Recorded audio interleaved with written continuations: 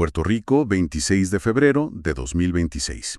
Los temas principales que vamos a tratar son la creación de la Ley de Alivio en el Pago para las acometidas de la Autoridad de Acueductos y Alcantarillados, el impacto del alto costo de vida en el acceso a servicios esenciales y cómo esta medida de justicia social se equilibra con las estrictas normativas fiscales federales de la Ley Promesa. Ok, vamos a desempacar esto, porque planteo una situación que es increíblemente cotidiana y al mismo tiempo es un reflejo perfecto de las tensiones económicas modernas. Imaginemos el escenario. Una familia hace todo el esfuerzo económico y físico para mudarse a una nueva residencia. Tienen, digamos, toda la logística encima. Las cajas, los contratos, todo el estrés. Exacto. Llegan al paso más fundamental de todos, que es conectar el servicio de agua potable.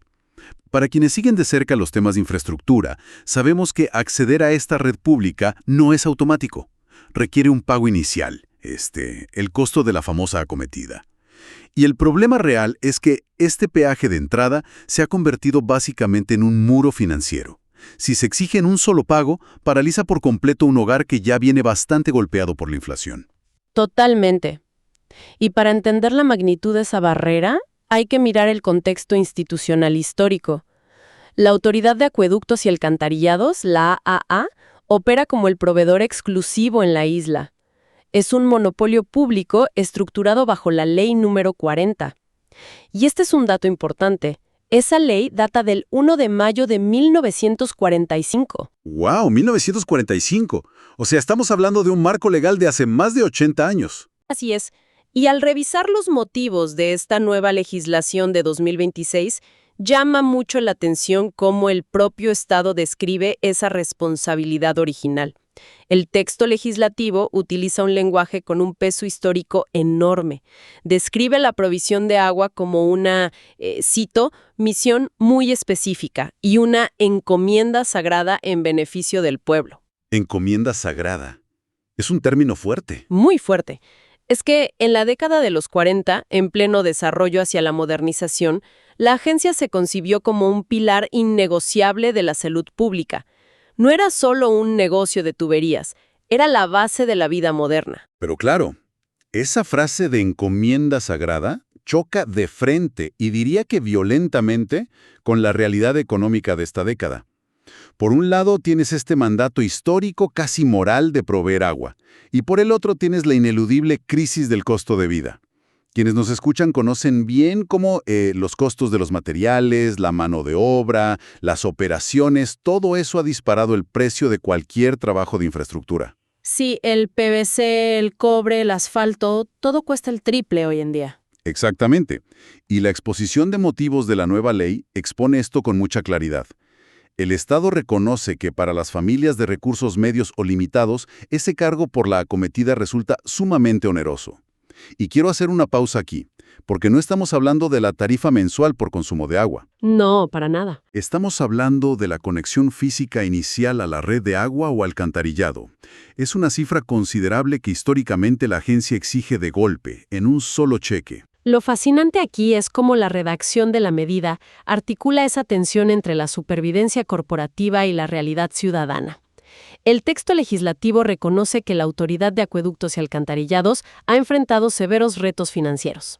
Y claro, como corporación, tiene la obligación de mantener sus operaciones a flote. Nadie niega que la agencia necesita el dinero para operar. Exacto, pero el mismo texto recalca que un servicio esencial básico, frente a estas alzas inflacionarias, tiene que ser asequible y razonable.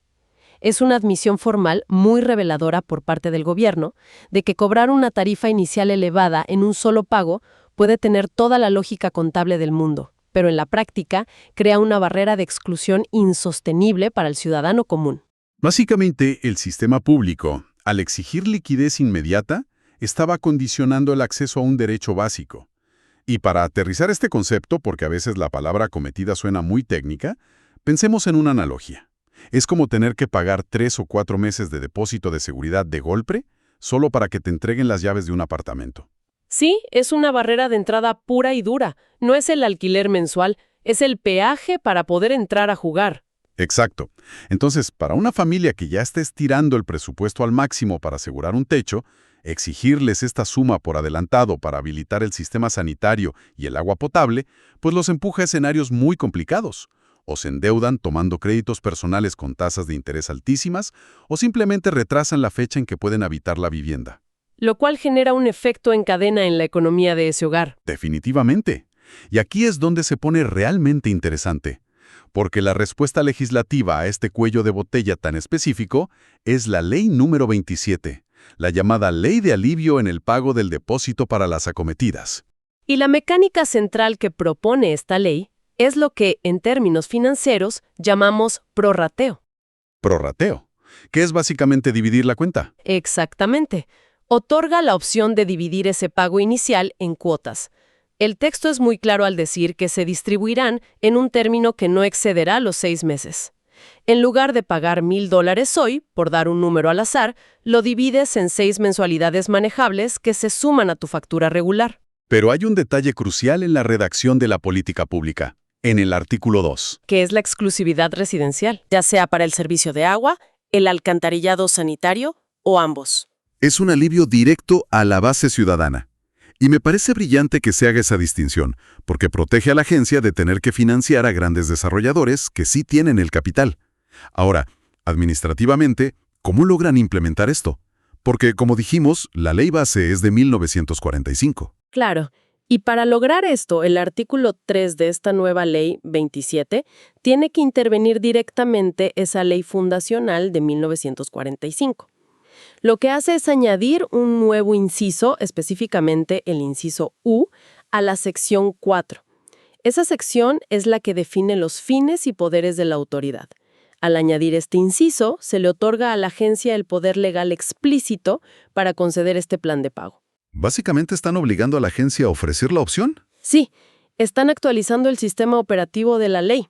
Estamos viendo cómo la maquinaria legislativa toma un marco legal redactado antes de que existiera el Internet y lo fuerza a actualizarse para responder a la falta de liquidez en las cuentas bancarias de las familias en 2026. Pero actualizar el papel es una cosa. Yo estoy seguro de que quienes nos escuchan ya han lidiado con sistemas gubernamentales saben que la burocracia operativa es un monstruo totalmente distinto. Y el artículo 4 de esta ley aborda precisamente eso, pero de una forma muy ambiciosa. Establece que la autoridad tiene un plazo máximo de 6 meses desde la aprobación de la ley para adoptar las normativas internas y poner esto a funcionar en la calle. Y recordemos que esto fue certificado por el Departamento de Estado el 27 de febrero de 2026. 6 meses en tiempo gubernamental es prácticamente mañana. Es un parpareo. Administrativamente, imagínate lo que implica rastrear cientos o miles de planes de pago a 6 meses para cada nueva conexión. Eso requiere modificar los sistemas de facturación, entrenar al personal de servicio al cliente, ajustar las auditorías internas, exigirle a una corporación pública que monte toda esta logística en menos de medio año demuestra que hay una urgencia política inmensa para dar la percepción de alivio. Pero plantea un reto operativo gigantesco. ¿Un reto operativo?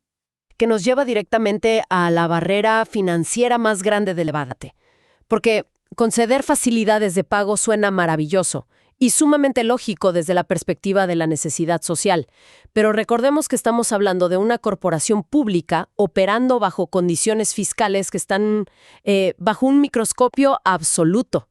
Y ahí es donde la teoría choca con las matemáticas. Totalmente.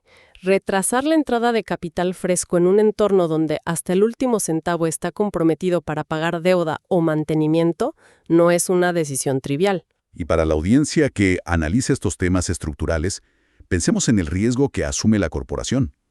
Históricamente, la autoridad ha luchado con problemas de liquidez. Entonces, la agencia tiene que asumir el costo inmediato de conectar el servicio a esa nueva casa. Las horas del personal, las maquinarias, los materiales de plomería, el asfalto. Y tienen que hacer toda inversión sin tener el capital completo del cliente en la cuenta bancaria. Tienen que poner el dinero por adelantado, esencialmente. Exacto. Suena a un riesgo de flujo de caja masivo. Entonces la gran interrogante es, ¿cómo logra un gobierno local pasar una ley que retrasa los ingresos de una agencia sin que la Junta de Supervisión Fiscal Federal, operando bajo la ley promesa, la bloquee en el segundo 1? Yo te diría que este artículo es el ancla que evita que toda esta legislación se hunda. Establece, de manera muy explícita, que la implementación de este prorrateo tiene que hacerse en estricta conformidad con el Plan Fiscal Certificado de la Autoridad de Acueductos y Alcantarillados. Y bajo las disposiciones de la Ley Federal Promesa, me imagino. Categóricamente. Los legisladores incluyeron una cláusula de seguridad que es inamovible. Dice, y cito, que esto se permitirá sin que ello implique un menoscabo a las obligaciones contractuales o fiscales de la autoridad. ¡Wow! O sea, es una maniobra legal sumamente calculada.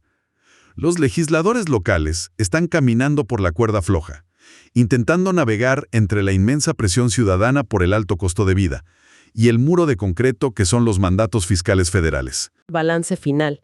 No hay una condonación de deuda en ningún lado. Cierto, no es que el agua o la acometida salga más barata.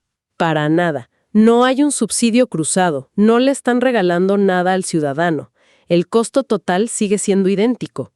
Si el legislador hubiera intentado reducir el precio de la acometida por ley, los supervisores fiscales probablemente habrían invalidado la medida bajo el argumento de que altera las proyecciones de ingresos y descuadra el plan de pago a los bonistas. Es como un juego de ajedrez contable. Literalmente, la obligación financiera del ciudadano se mantiene intacta. El ingreso proyectado por la corporación pública no disminuye en su totalidad. Lo que están haciendo es jugar únicamente con la variable del tiempo. Distribuyen el impacto dentro de un margen de 6 meses, lo cual probablemente permite registrar los ingresos dentro del mismo ciclo fiscal anual. De esa manera, no alteran significativamente las métricas de liquidez exigidas por promesa. Es la única manera en que una ley moderna que busca justicia social puede sobrevivir en el ecosistema actual. El Estado actúa como un amortiguador, flexibiliza el golpe financiero inmediato al ciudadano, pero mantiene completamente blindada la responsabilidad fiscal exigida a nivel federal. Las matemáticas tienen que cuadrar al final del día. Y cuadran en papel, que es lo que le importa a la Junta Fiscal. Pero la realidad operativa de la que hablábamos antes sigue ahí. Claro, porque incluso con ese blindaje legal perfecto, hay que cuestionar el impacto acumulativo en el mundo real. Digamos que miles de nuevos clientes residenciales se acogen a este prorrateo de 6 meses de manera simultánea. Eso genera un periodo de latencia real. Hay una brecha temporal donde la agencia tiene que absorber los costos operativos de todas esas instalaciones con sus propios fondos o utilizando líneas de crédito existentes. Es un hueco en el flujo de caja, por más que al mes 6 recuperes el dinero. Y ahí ves los dos lenguajes en conflicto. Los legisladores enmarcan esto, con toda la razón, como un alivio social urgente y necesario, mientras que el mandato de la Junta Fiscal y de Promesa es estrictamente frío y numérico. Observar dónde y cómo chocan estos dos enfoques es un ejercicio constante y, a mi parecer, fascinante en la política pública contemporánea. Y por eso, este análisis normativo resulta ser un microcosmos tan preciso de la gobernanza moderna en Puerto Rico. Te resume en unas pocas páginas la lucha administrativa diaria. Es el esfuerzo constante por adaptar instituciones históricas creadas en 1945 con una mentalidad de servicio público expansivo y optimista para intentar mitigar un costo de vida que hoy, en 2026, resulta asfixiante. Y todo ese esfuerzo local tiene que filtrarse, por obligación legal, por el tamiz de la supervisión federal. Así es. Se trata del arte complejo de legislar lo socialmente urgente dentro de la camisa de fuerza de lo fiscalmente permitido. A nivel práctico, para nuestra audiencia que sigue de cerca cómo se construyen las políticas públicas, el valor inmenso de analizar estos textos radica en ver el impacto directo que tiene la burocracia en la calle. Algo que puede sonar tan técnico, tan seco, como enmendar el inciso U de la sección 4 para permitir dividir un pago en cuotas, tiene un peso humano enorme. Transforma la vida de una familia. Totalmente. Significa que una familia trabajadora puede abrir la llave y tener agua potable el mismo día que se muda, en lugar de vivir semanas en un estado de precariedad sanitaria, simplemente mientras logra juntar el dinero completo de una tarifa de conexión. Las decisiones administrativas, aunque estén escritas en jerga legal, determinan el nivel de fricción en la vida diaria de la población. Esto plantea una pregunta importante. Adelante. Si consideramos todo esto sobre cómo las prioridades chocan... Claro, porque si el acceso al agua fue definido en la propia ley como una encomienda sagrada, pero hoy vemos que la infraestructura que la provee está regida por planes fiscales inflexibles y leyes de reestructuración de deuda.